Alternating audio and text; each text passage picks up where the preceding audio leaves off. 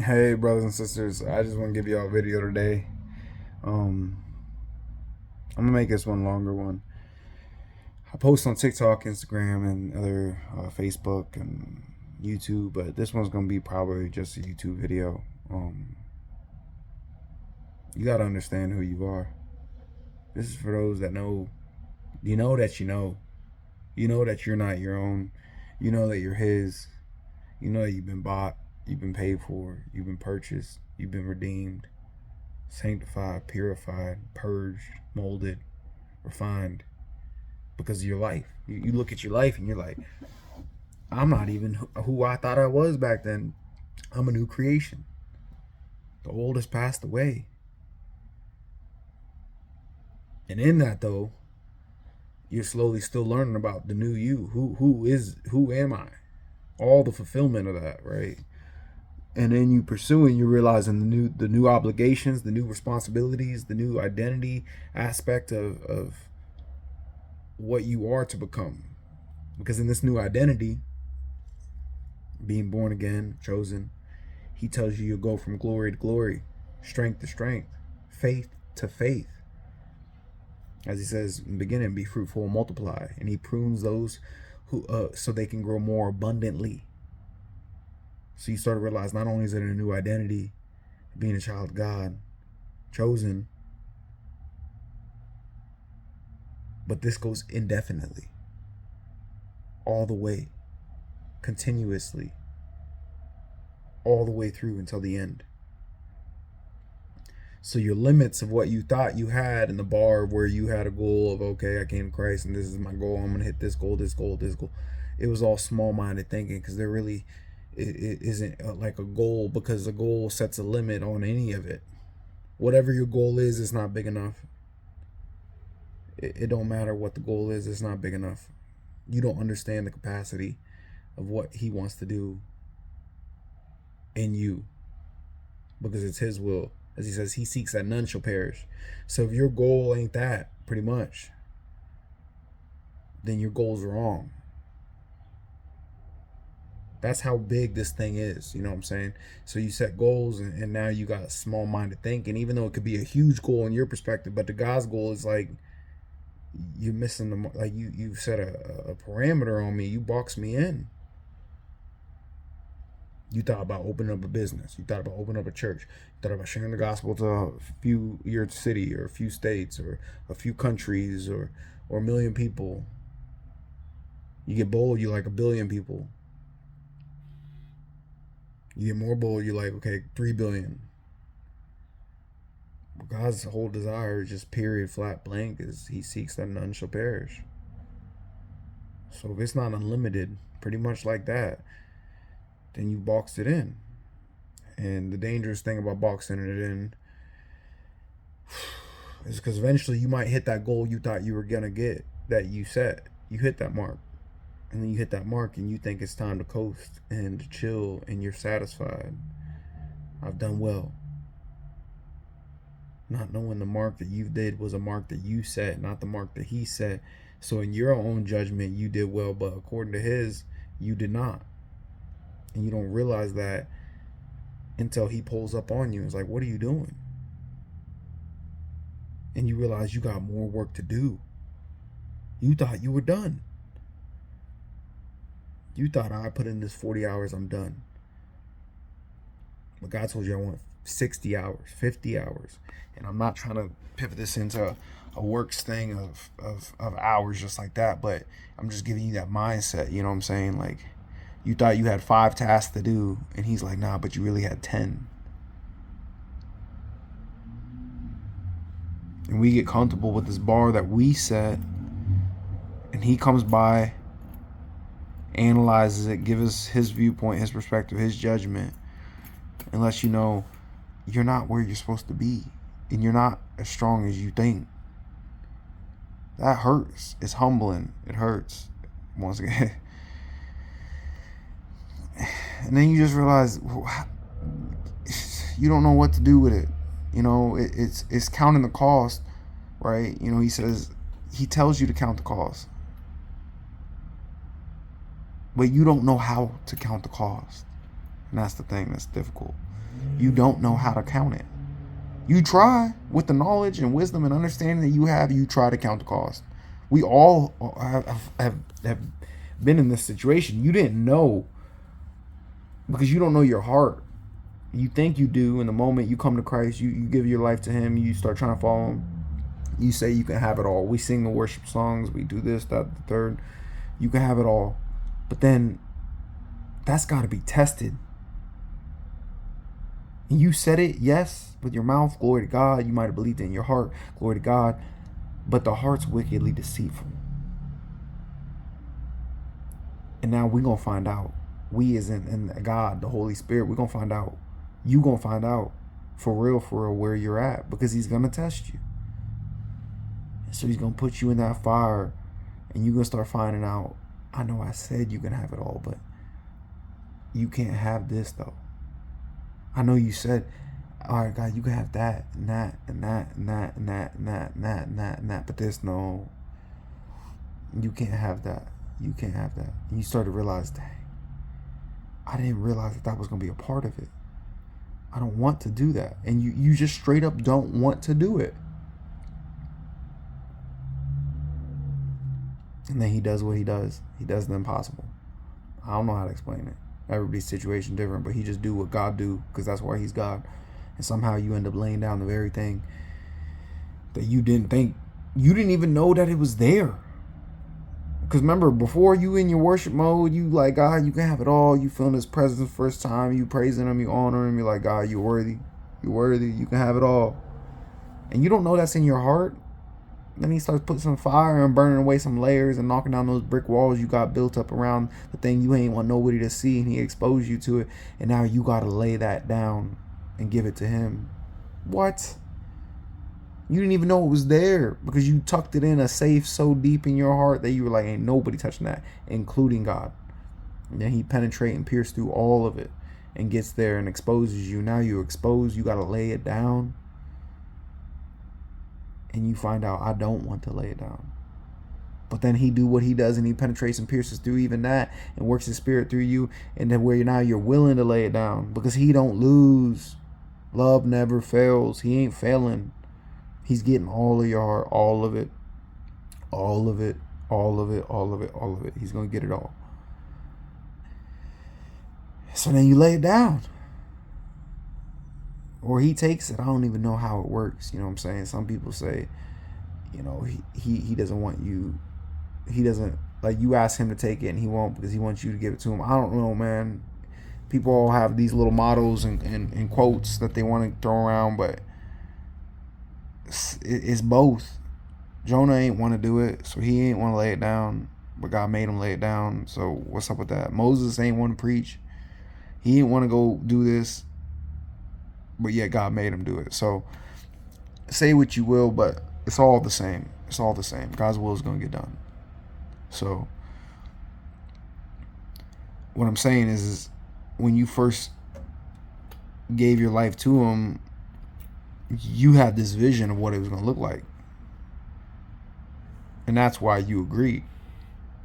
Because according to your calculations, which you don't know anything, you were like, yeah, this is a good trade.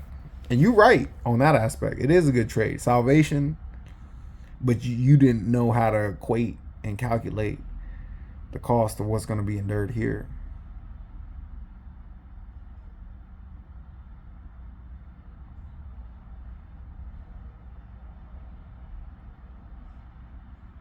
And because of that, you say yeah. And then in you saying yeah, you don't go signed up. You gonna sign up for being a soldier. You want to have a picnic. You really do. You just want to be like basking in the sun. You know, you want to be eating your mangoes and have your boat, your yacht, your family, your dog. You want this. You want what you see everywhere else. You really do. You really do. And you want heaven on earth. All pure things, man. Ain't nothing wrong with none of that.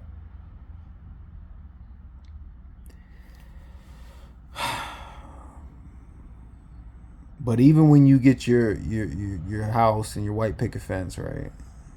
You got your la la la. The reality will always wake you up. You could have it all. You could literally get it all. Everything you ever wanted while honoring God. But it's still not going to be it. Because he's going to, if you're honoring and actually following him, your heart's still going to be broken. For who? The lost. For his will. That he seeks that none shall perish. So regardless if you got it all, as he says, he's lowly in spirit and gentle, you gonna be hurt.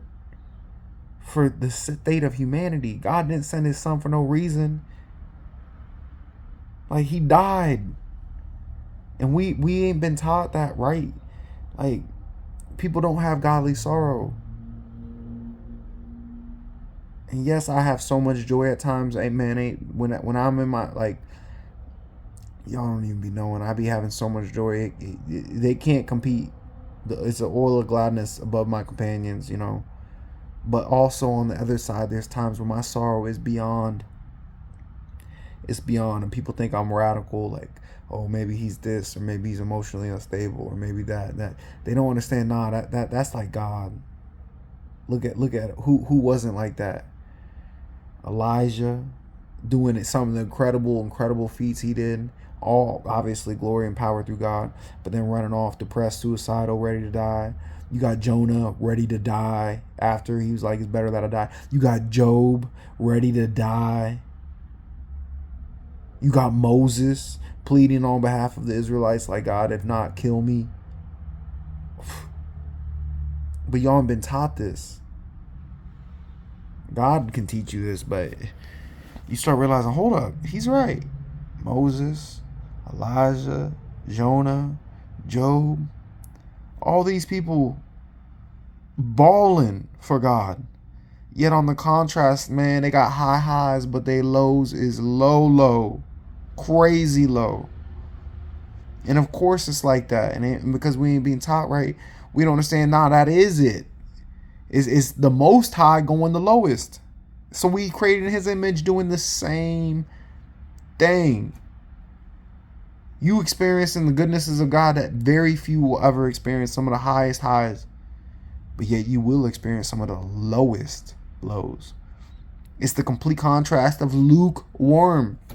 Stay in the middle, lukewarm, all the way through. Just casual coasting, middle ground always. Not producing, not just nothing. You on the contrast, you go into mountains like the Messiah, mountain tops, high mountains. Sometimes the devil going to take you to those mountains too. Sometimes it's, you and the Holy Spirit, but the Holy Spirit even led Christ out into the wilderness to get tempted by who? The adversary. So the adversary took him to a high mountain or the temple or whatnot in order to see over everything. So the devil might even take you into fame. So let all of the crap, all of it, take you into all the high mountain just to try to take you out. And then sometimes, yes, God's going to take you out into the wilderness alone so you can be with him to take you to high mountains to get big perspective. And then take you right into a valley after that. In a low valley. A low valley. He ain't giving you these verses for no reason. Though I walk through the valley of the shadow of death. He ain't talking like this for no reason.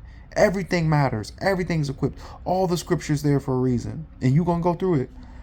Sometimes people be trying to preach the words not to you, but it's for you. And it's not to your, like, man, I be hearing this. And I'm not trying to be, but it is to you. It's specifically to you. Yes, it is. Oh, well, you're not a Jew, or you're not a Hebrew, or you're not an Israelite, or you're not the whoever. It's to you. You better believe it.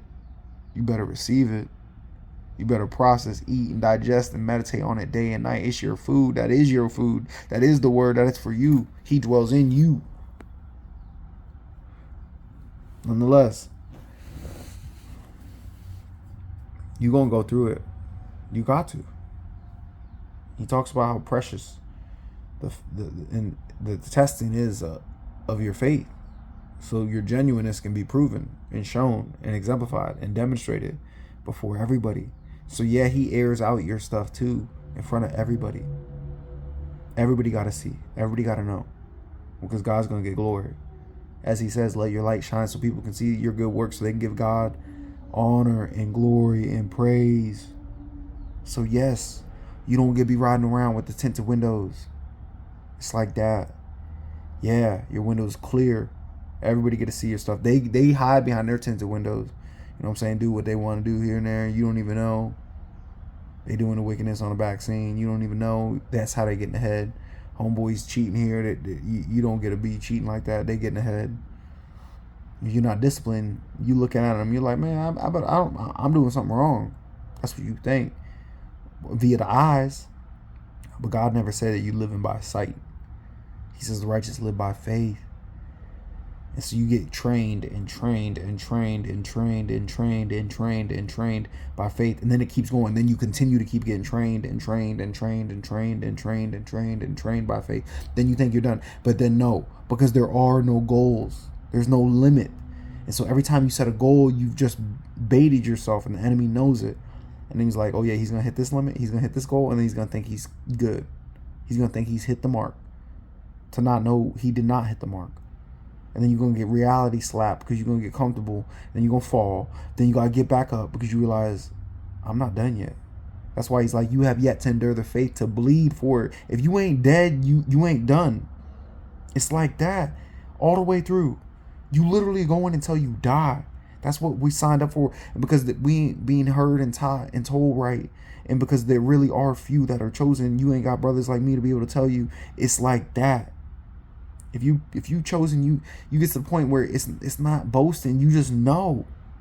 You just know. It's like you got 1,000 people next to you. It's like, ain't none of y'all relate to this? And you know they don't relate to it because they don't talk it. They when you do talk it, they got to go. It's foreign to them. It's the truth. The truth hurts. You know what I'm saying? You can't handle the truth. That's facts. That's Christ. They couldn't handle Christ. He is the truth. He preached and they bounced. And then who stayed? The 12. They bounced. And he was like, even are y'all going to leave too? They couldn't handle the truth. It's like that. Now, obviously, there's times where seeds are planted and it might grow and then they come back and mature and might be ready. Young rich ruler type stuff. He might have went away grievous from that sharp cut that God cut through him. Of cutting out that lie because that heart is wicked. He thought he was about it and then he realized he ain't about it. But that's at least God gave him revelation of the truth. He got exposed and that hurts. Yes, it hurts because you said, God, you can have it all. And you ain't know that, man, down there in your heart, you had something that you couldn't let go. Then he exposed it and you ain't ready to let it go. But at least it got exposed. And so, yeah, God willing, young rich ruler, after being exposed about a part of his heart he ain't know was there, slowly processes that, matures and wrestles with God like Jacob. It's like, God, you gotta bless me. You gotta help me. Because it's a blessing for God to prune. Cut that out of me. Cut that out. Cut that out. Cut that out. And then to follow him. That's what we're trying to do. We're trying to make it all the way through. You know what I'm saying? And there's so few. There really is. You know, it's not like I'm in this Elijah season, man. I'm plugged in. Y'all don't even want to know, man. I'm plugged in, but it's just the truth. I'm just trying to be a light. I'm trying to be out there and do what God tells me to do. If he wants me isolated, I'm isolated. But if not, I do what he desires. You know, let your light shine. You don't set it underneath a table or a basket. You set it on top. So if God isolates you, that's one thing. But beyond that, you know, you need to be up out there. Even though I know it's difficult to be in the world, but not of the world. A lot of y'all out here though, you living life hiding. You're hiding because you know the world's corrupt and you just want to hide. But you ain't doing the Father's work then. You put in your headphones. You tune out. You don't want to hear their wickedness. Yeah, God says understanding is depart from evil. Yes. But one could take that improperly and not counterbalance the word. And how can you leave this world? You can't leave this world. That's why he told you you're in it. So which one is it? Is he a hypocrite on that word? Because then you got to depart from this world. But yet you cannot. So there's a balance of how this thing works, but many of us have taken it too far to completely isolating the world and ourselves from it. Not knowing God says the man who isolates himself seeks his own desire. Man, I'm trying to let y'all know you got to go out in that world, even though it's brutal, it's dark, is rough, is lonely, is cold, is wicked, and they hate you. As he says, they will hate you because they first hated me. And the servant is not greater than the master. So in order to receive the glory of the master, of the teacher, of the Most High, you must suffer as he did. So yes, you stick out like a sore thumb. You pull up to these places, you stick out whether you want to or not. You be trying to put on a fake clothing to try to even blend in and mesh with them, but they still know. You ever been at that point in your life where you try to fit in with a clique just because you want to be with a clique because you tired of being alone, but even when you're with the clique, it don't click. You know what I'm saying? You know you don't cuss like that, but you trying to cuss around these people because they cuss. And even when you do it, you know, like, man, that ain't right, but you don't even say nothing. But even your homies or the people around you know, like, what are you doing? Because they know. Everybody sees you. You the only one that don't be getting it. They know.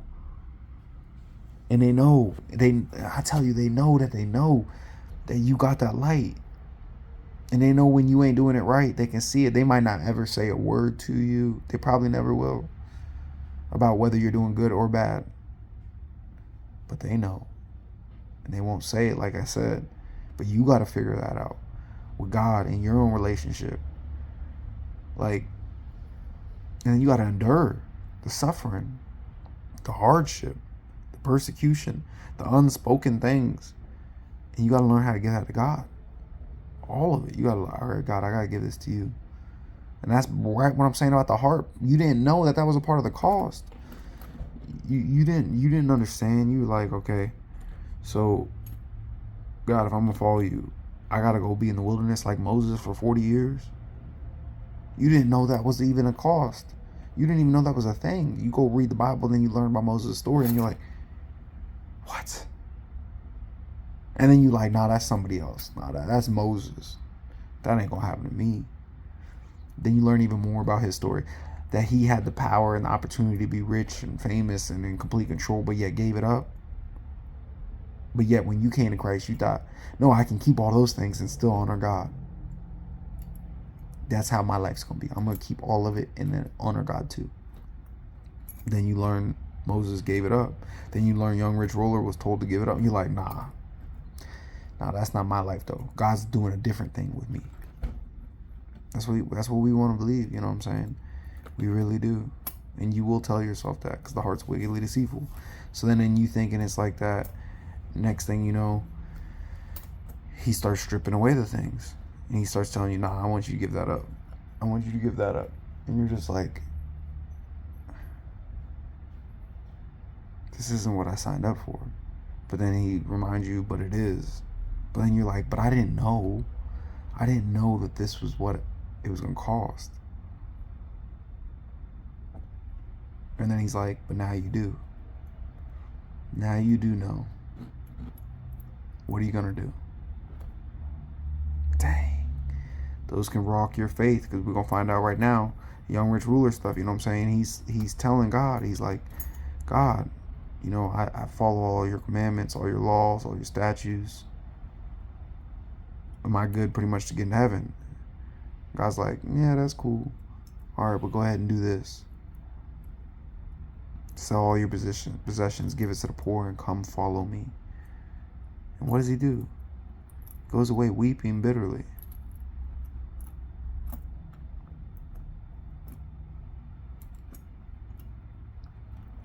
Everyone's so hard on all the people of the Bible. It makes me sick. You got Peter. Everyone's roasting him, denying Christ 3 times. All the disciples abandoned him. Everybody abandoned God. Everybody. From Adam all the way to you. Then you start realizing how broken and weak we are, and you're just like, it just hurts. You're just like, you think you're finally going to be good, honorable, loyal, consistently perfect. Be holy as your Father in heaven is holy, right? And then he exposes something that's there you didn't even know was there, because that's what he does. And you're like, dang. thought I was over this, that, the third. I thought I was purged by all this. He's like, yeah, son, you were to that level, but I'm heating up the fire to level 7 this time. You were on level 5. And now when I heat it up this hot, it's going to burn away an impurity that wasn't going to be exposed until it got to this level of pressure. And then you think, okay, God, I get it. Level 7, let's do it. And you think after level 7 it's done. But it's not. Because after level 7, there's going to be level 8, level 9, level 10, and it's just going to keep going until you die. But we get caught up on goals. I'm trying to tell you, we get caught up thinking that there's a number. Or once I hit level 100, it's over. But it's not. It just keeps going.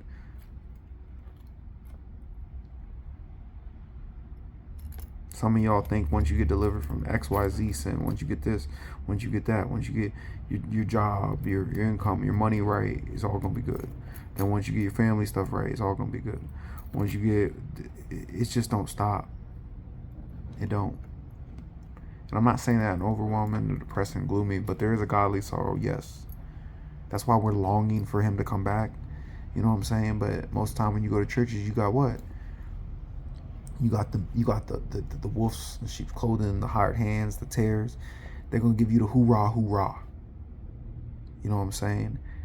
They're gonna give you the Red Bull of milk. But what about those who blessed are those who mourn?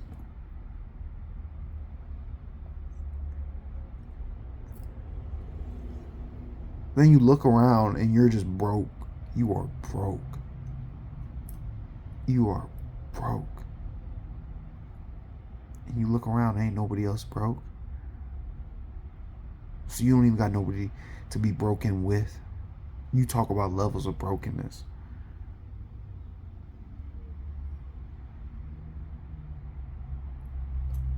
Man. Why does he do it? Why does he break you past the limits of any understanding that you've ever even came close to trying to have? So then you can know what it's like when you go be a light to those who too are broken. Even though there's few out there that are broken in a way that's honorable unto God, that is.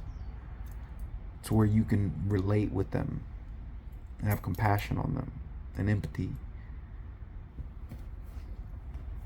Because you know firsthand the depths. The depths. But yet, on the other hand, the reason why you go to them and are effective and powerful and win souls is because you know of the heights of God's goodness. And that's why you must know of the high highs and the low lows of God.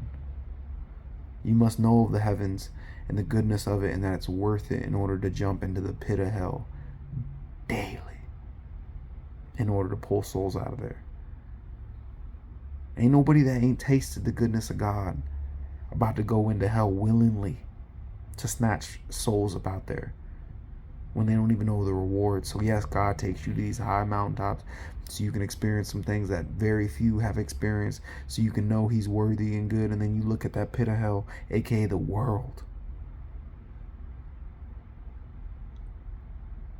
and you're willing to go into that mess knowing that you're going to get possibly corrupted and contaminated and hurt and broken and destroyed. That is the Messiah himself leaving the Holy of Holies, the Most High throne above all thrones, the name above all names, to come down to this vile, infiltrated, corrupted territory and zone that the adversary himself has rose up against God in order to corrupt it and destroy it all. And he came down to the pit of pits in order to pull you up out of it. And yeah, he was spotless, but he wasn't spotless, right? Meaning he was beat and martyred and spit on, and tortured and slandered, scarred, bruised, beaten, and battered. So you ain't gonna make it going down to the pit of hell and not having hell's scorching heat and pain and agony not impact you. It's going to hit you. It's going to touch you. It's going to do all these things to you. But it's not going to stop you, because you're going to still remember of his goodness, of his holiness, of the things above, and why you went into the pit in the first place is because you've tasted his goodness. And that's what's going to endure you through. That's why he tells you to set your mind on things above, because he already knows you down in it. You down deep in it, trying to win souls in this black pit. And you can't get overwhelmed by the blackness, by the darkness, by the corruptness. It's all around you. But yet he's like, I've given you this armor to at least fight back in order to be able to make it through. That you're more than a conqueror, even though everything's black around you and dark. Because you're going to get out of the pit with souls. You're going to bring them. Then you're going to get those seasons where you took them out of the pit, and now you bringing them to the way, the truth, the light. And now you get a rest on that path for a little bit. You're like, yeah, this is nice. This is nice. You get that breather, reset. It's like swimming, man. You go under the water, and how long can you hold your breath? All right, that's you in the pit. Then you got to come up and you got to breathe for a minute. You breathe in, and it's all good. But you ain't done, because you got to go back down there. Because there's pearls and treasures down there. And I'm talking about the children of God. These are the lost sheep. They're down there. Somebody's got to go get them. The people are far more valuable than any other treasures. So people are willing to scuba dive and snorkel for pearls and shells and this and that. And you're fishing. You're a fisher of men. You're a treasure hunter of God's treasure, of his delight, of the people, of the humans, which is greater than all else. So yes, you got to get used to learn how to hold your breath and go deep down there.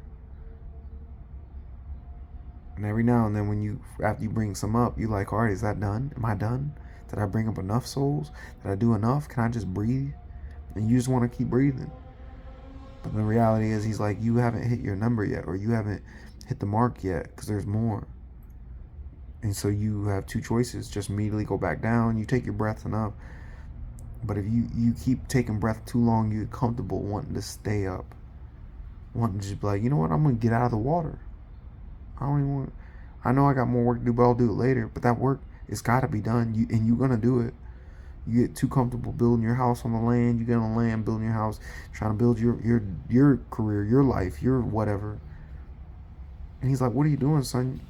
You notice you still got to go back out there and fish and snorkel and scuba dive and go down there and get those people. And right now, by you building all this, you're not helping your breathing skills. You're actually making it more difficult for you to swim back down there. So stop investing in that. And then if you don't listen, then he'll just destroy it all. And then you're broken and humble and obedient again, to where you're right back to snorkeling and scuba diving and fishing for the people. And you were doing what you try to run away from anyway. But now you're slower because you got used to not being in the water. AKA the chaos, the suffering. That's why you got out of it, because it is chaos and suffering. That's why we get out of it. So I don't know who this is for or whatnot, but I'm just trying to help you understand. That's why he talks about it's a long race. You need endurance, and those who finish the race may win. So I'll just give this to y'all as a reminder, as an encouragement. Like, I know you've been going through it, and I know seasons change. And now we continue on, but we really are in a broken, fallen world. And you ain't escaping it until you die. And if you're not dead, you got work to do.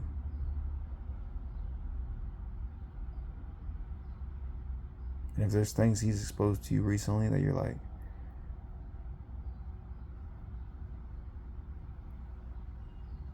God, I don't want to.